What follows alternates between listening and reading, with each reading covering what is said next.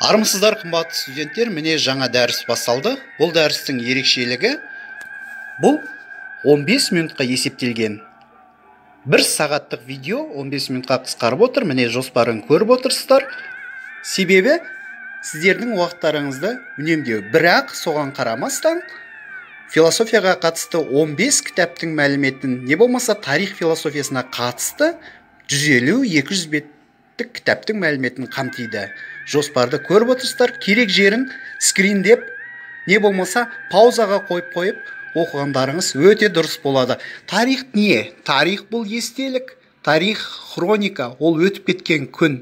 Жаднама, жылнама. Тарих ол мирас. Тарих тамыр терең кәрі емен. Тарих артта қалған сағым. Тарих қайтып айналып келмейді. Тарих бұл өзара байланысқан оқиғалар тізбегі, халықтың зердесі. Тарих болып өткен, бояуы сіңген, маймен, сиямен, көз жасымен, не қанмен жазылған оқиға.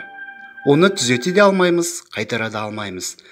Халықсыз тарих, тарихсыз халық жоқ. Халқымыз үлкен бәйтерек болса, бәйтеректің тамыры осы тарих. Тарихты зерделеу арқылы тарихи санамыз, мәдениетіміз, дәстүріміз қалыптасады, дамиды, ұрпақтар сабақтастығы жүреді. Тарих өте күрделі ұғым болып саналады. Тарих ол ғылым. Адамзат баласының өткенін зерттейтін үздіксіз даму үстіндегі қоғамдық ғылым. Тарих өткен дәуір туралы ғылым. Тарих ерекше ғылым. Тарихты кім жасайды? Тарихты сіз бен біз жасаймыз. Тарихты халық жасайды, тұлға жасайды, билік жасайды. Тарих бәрін қамтымайды. Тек есте қалғандарды, жарқын сәттерді, жеңістерді, өкініштерді, жеңілістерді қамтиды. Тарих сөзінің мәні өте зор. Грек сөзінен алынып отыр. Сұрастыру, зерттеу мағынасында. Араб сөзі уақытты анықтау, оқиғалар тізбегі деген мағынаны беретін сөзден алынып отыр. Исламда да тарихты жақсы түсінген Жауһаридің уақытты білу деп айтқанын көріп тұрсыздар. Солтүстік Африкада өмір сүрген әйгілі тарихшы Абдурахман ибн Халдунның айтқанын көріп тұрсыздар. Скриншот жасап алып, паузаға қойып оқып алыңыздар. Өте дұрыс осы. Макризидің айтқанын көріп тұрсыздар. Өте тамаша айтқан. Барлық жақтары қамтылған. Тарихты оқып білу не үшін керек? Өз тарихымызды, өзге халықтардың тарихын білу үшін ғана емес, ата-бабаларымыз қандай болғанын, ал біз қандаймыз, неге осындай болдық? Қателіктерді қайталамас үшін. Мазмұны, түрлері, әлем тарихы, континенттер тарихы, жеке елдердің тарихы деп бөлінеді. Тарихтың салаларының ең бастысы археология. Археология ол тарихтың айнасы болып саналады. Археография, геральдика, бонистика, полиграфия, не бұлар да кешенді ғылымдар болып саналады. Бұлармен шектелмейді. Антропология, генеалогия, этнографияны көріп тұрмыз. Бүкіл тарихты қамтиды. Кешендік ғылымдар. Мысал келтіріп тұрмыз. Сақтардың әлем туралы түсінігі, жоғарғы әлем, аспан әлем, ортаңғы жер әлемі, төменгі жер асты әлемі. Осылайша тарихты да ерте кезден бастап түсінген. Циклдық теория ол айналып келеді дегенге саяды. Тарих әрқашанда хроникамен байланысты. Хроникасыз тарих болмайды. Тарих ішкі мән болса, хроника ол форма. Тарихтың қайнар көздеріне келетін болсақ, бұл өте күрделі мәселе. Паузаға қойып, скриндеп қарағандарымыз өте дұрыс болады. Мәліметтер өте көп қамтылған бұл жерде. Шатастырмаймыз. Тарих философиясы, философия тарихы. Екеуі екі нәрсе, сол туралы айтып отырмыз. Тарих философиясының жалпы мәні өте зор, зерттеу объектісі бар, көптеген әдістер бар, формациялық, өркениеттік, желілік деп айтып жатамыз. Сызықтық, Сорокин, Шпенглер секілді ғалымдар осы жөнінен көптеген істер тындырған.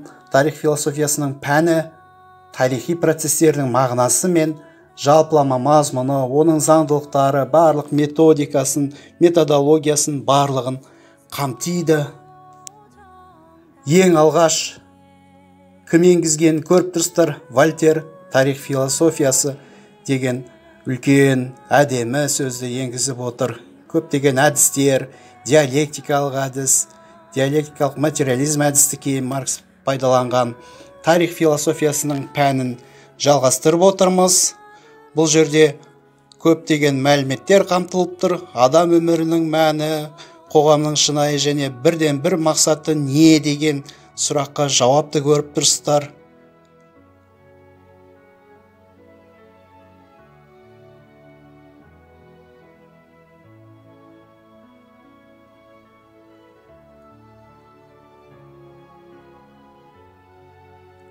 Тарих философиясының типологиялары, тарих философиясының өзіндік типологиялары қалыптасқан.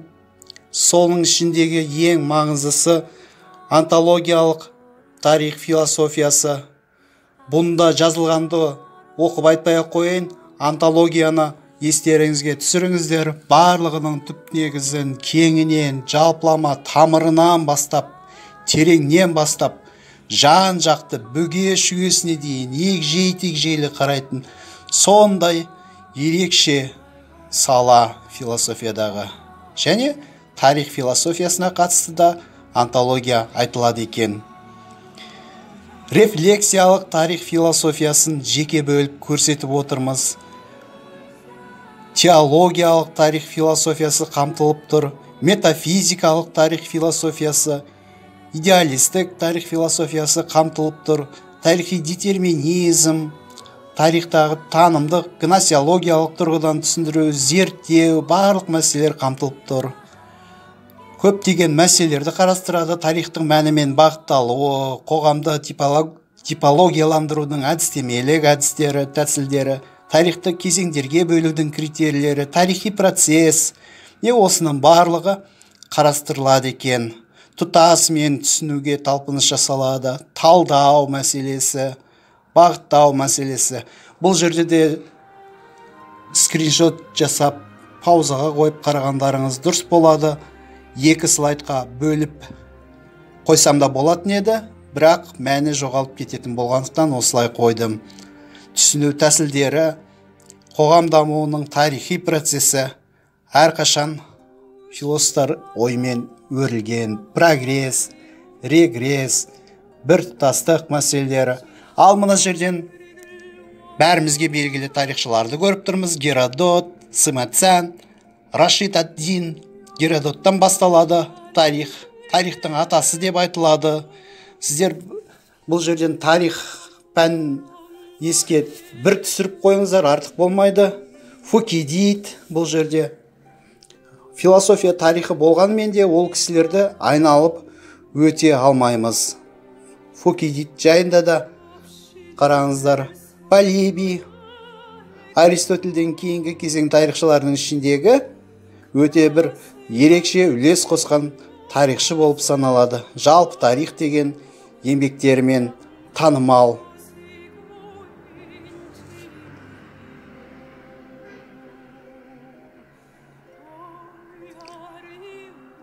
Публий Корнелий Тацит. Ол да бір 96 жылғы кезеңнен бастап көптеген жылнамаларды жазады. Марцелинді көріп тұрсыздар.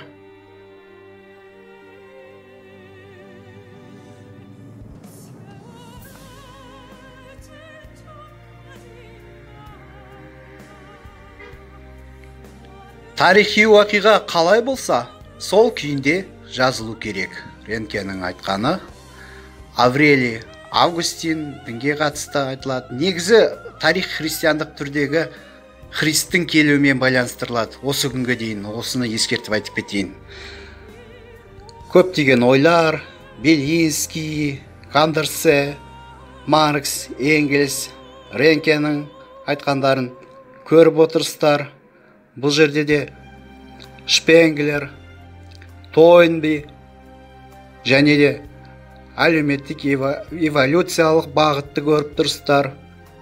Өмірбаяндық тарихқа қатысты мәселелерді, гендерлік тарихты да көріп тұрсыздар. Вольтер өте ерекше кісі болған. Басты идеясы тарихты ағарту философиясымен біріктіру болатын, ол мақсатына жетті де. Пушкин тарихтың қараңғы архивтерінде философияның шырағын алғаш жаққан кісі деп есептеген Вольтерді. Руссо, Жан-Жак Руссо бұл кішкене пессимист кісі болған. Онысы жазған еңбектерінен де көрініп тұр. Жан-Батиста Вико көптеген ойларымен қалған, өте еңбекқор кісі болған. Тарихи үдеріс, тарихи тану әдістерінен бастап жалпы жүйелеп жазуға тырысқан.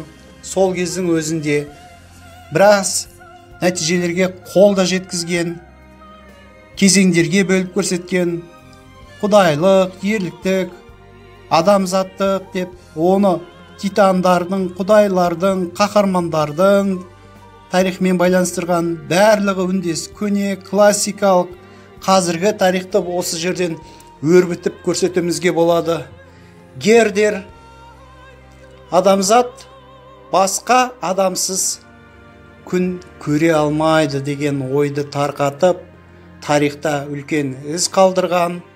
Бір тұтас объективті және органикалық байланыстылықты бірінші орынға қойған кісі.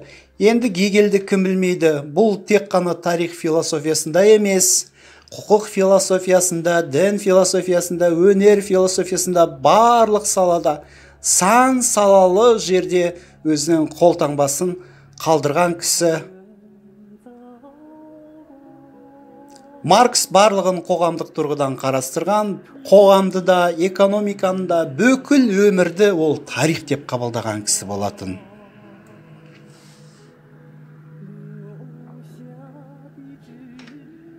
Хомяков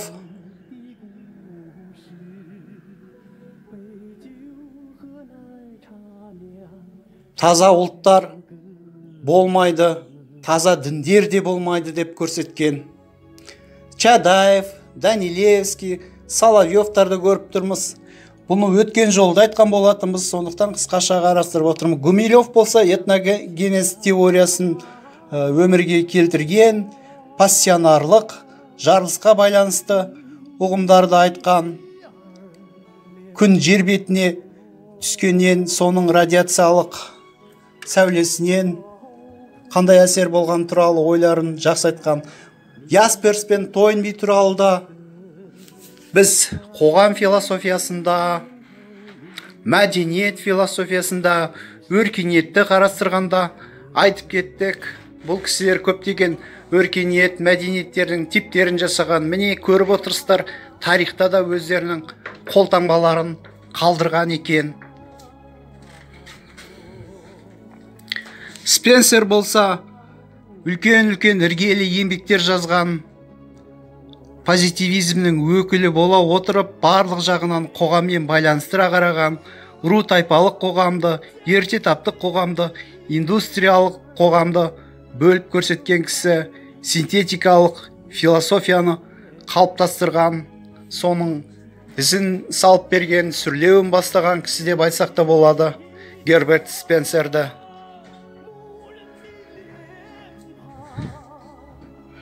Енді Генрих Рикерт пен Виндельбанд бұл кісілер ерекше тоқталуды қажет етеді. Себебі жаңа кантшылдар, нео-кантиандықтың өкілдері, Канттың әдістері бұлардың бойына сіңген, барлығын жан-жақты қарауға тырысады, барлығын рух туралы ғылымдармен байланыстырады тарихты, табиғат туралы ғылымдарды бөліп алып. Сондықтан тарих дегенде өтіп кеткен шынайылықтың өзін емес, осы өткен шынайылықтың бейнесін ұғыну керек дейді. Шын мәнінде де сондай. Я өтіп кеткен шынайлықтың өзі емес қой, есімізде қалғаны, санамызға әсер еткені, ойымызда қалғаны, көз алдымызда тұрған елестер. Осы тұрғыдан алғанда Генрих Рикерт өте мәнді, тұжырымды ойлар айтқан. Осымен қорытындылаймыз. Осымен керек жерлерін паузаға қойып, түсініп аларсыздар деп ойлаймын. Сау саламат болыңыздар.